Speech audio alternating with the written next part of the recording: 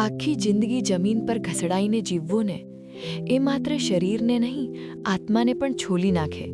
જ્યારે તમારી પાસે ઊભા થવા માટે પગ ન હોય અને પકડવાવાળો હાથ પણ છૂટી જાય તો જન્મથી જ ક્યારે હું મારા પગ પર ઊભી નથી રહી. મારી મા કહેતી, દીકરી પગ ન હોય તો શું થયું, હિંમત હોવી જોઈએ. એ હિંમતનો આધાર જ મને છોડીને જતી રહી. માના ગયા પછી ઘરનો દરેક ખૂણો ખાલી લાગતો. આ જમીન અને મારું જીવન બંને કઠણ થઈ ગયા, પણ પેટની ભૂખ સામે એ દર્દ નાનું લાગતું. એવામાં મારા બેન મારા માટે દેવદૂત બનીને આવ્યા. એ પોતે મજૂરી કરી વાલ વીણીને ઘર ચલાવે, પણ ક્યારેય મને એવું ના લાગવા દીધું કે હું બોજ છું. આજે તેઓ કામ કરી રહ્યા હતા ત્યારે અમે તેમને મળ્યા.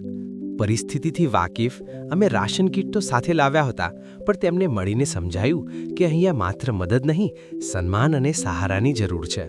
તેમની આંખો ભરાઈ ગઈ અને તેમણે કહ્યું, કેટલુંય કામ કરીએ પણ પૂરતું પડતું નથી. મારી માના ગયા પછી તો લાગે છે કે આ દુનિયા જ મારો સહારો છે.